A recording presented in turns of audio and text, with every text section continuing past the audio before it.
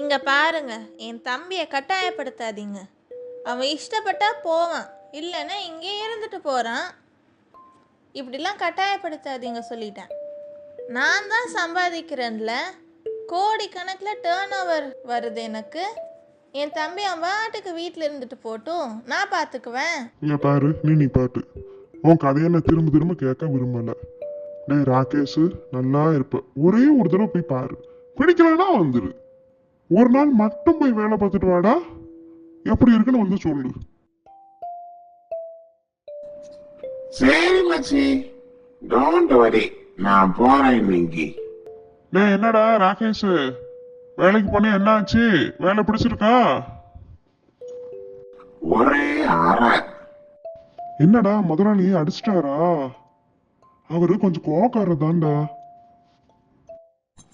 இல்ல மச்சி, நான் ஒரு அறை விட்டுட்டு வந்துட்டேங்கிறேன். என்னது, நீ முதலாளியே அடிச்சிட்டு வந்தியா? டேய், அவர் உயிரோடு இருக்காராடா? நான் வர வரைக்கும் உயிர் இருந்துச்சு, ஆனா எனக்கு தெரிஞ்சு தப்பிக்காது, கண்டிப்பா முடிஞ்சிடும். நீ ஜிம்முக்கு போறேன் போறேன்னு சொல்லும் போதே நினைச்சேன்டா. டேய், நீ எனக்கு கொலகாரம் பட்டா வாங்கி கொடுத்தாலும் கொடுத்துருவாடா. நீ வீட்லயே கேட, ஒரு வேலைக்கும் போக வேண்டாம். ஏய் விஜய், இங்க வா. உன் தம்பி என்ன மேல ஒரு ரூமு கீழே ஒரு ரூம் கட்டிட்டு இருக்கான்? ஆமாம் ஆமாம், மேல் ரூமு அவன் ஜிம்முக்கு, கீழ் ரூமு அவனுடைய பர்சனல் ரூமு. ஏய் ராகேஷ், என்னடா 5 ஸ்டார் ஹோட்டல்ல இருக்க ரூம் மாதிரி கட்டிக்கிட்டு இருக்க? மேல ஜிம்மு, ஒரு ஆள் கடை இவ்வளவு பெருசா கட்டியிருக்க? ஆமா மச்சி, மேல ஜிம்மு எப்படி இருக்கு பாத்தீங்களா? இங்க வாங்க. இது கீழ் ரூம், என்னோட பர்சனல் ரூம். எவ்வளவு டெக்கரேட் பண்ணிருக்கேன் பாருங்க. ஆமாண்டா, இதுக்கெல்லாம் ஏதடா ரூவா? அக்கா கொடுத்துச்சு மச்சான். ஐயோ ஐயோ ஐயோ, இப்படியே போனா என் சொத்து பூரா போயிரும் போலயே. சரி விடுங்க, அவன் என்னமோ பண்ணிட்டு போகிறான், நீங்கள் விடுங்க. அப்பா, ராகேஷ் மாமா ரொம்ப மோசம்ப்பா. இங்க பாரு, வெளிநாட்டு வாட்டர் பாட்டில் தான் யூஸ் பண்ணுவாராம். இந்த பத்தி அது PH5. இது ஒரு வாட்டர் பாட்டில் 1000 ரூபாப்பா.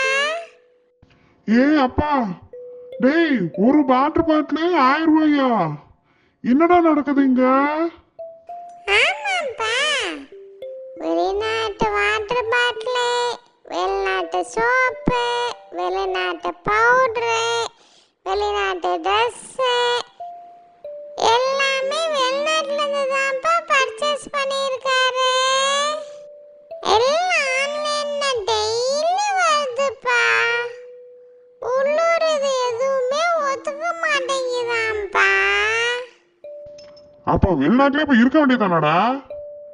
இவன்லாம் வெளிநாட்டுக்கு போகவே மாட்டான்டா, நம்ம கூடயே இருந்து உயிரை வாங்குவான்டா.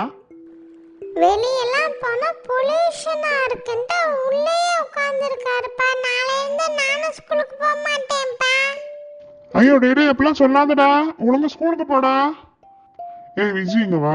இங்க பாரு, உன் தம்பி செய்யறது எல்லாமே தப்புன்னு உனக்கு நல்லாவே தெரியும். இப்ப பாரு, நம்ம பிள்ளை நாளைக்கு ஸ்கூலுக்கு போக மாட்டேன் மாதிரி சொல்லிட்டு நடக்கான்.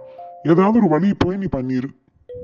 இங்கே பாருங்க, நான் ஏற்கனவே சொல்லிட்டேன், நான் சொன்னேன்னு என் தம்பி. ஏய் நீ பாட்டு, உன் தம்பி அப்படியே அந்த மலையில் நின்றுகிட்டு இருந்த அந்த கதை தானே? தயவு செய்து இதுக்கு மேலே திரும்பவும் நீ சொல்லாது. இங்கே பாருங்க, நீங்கள் இஷ்டம் இருந்தால் இங்கே இருங்க, இல்லைன்னா வீட்டை காலி பண்ணி நீங்கள் போயிருங்க எங்கேயாச்சும். நான் வேணும்னா உங்களுக்கு மாதம் மாதம் 1 லட்ச ரூபா அனுப்புகிறேன், அதை வச்சு நீங்கள் வாழ்க்கையை ஓட்டிக்கோங்க. என்னங்கிறீங்க?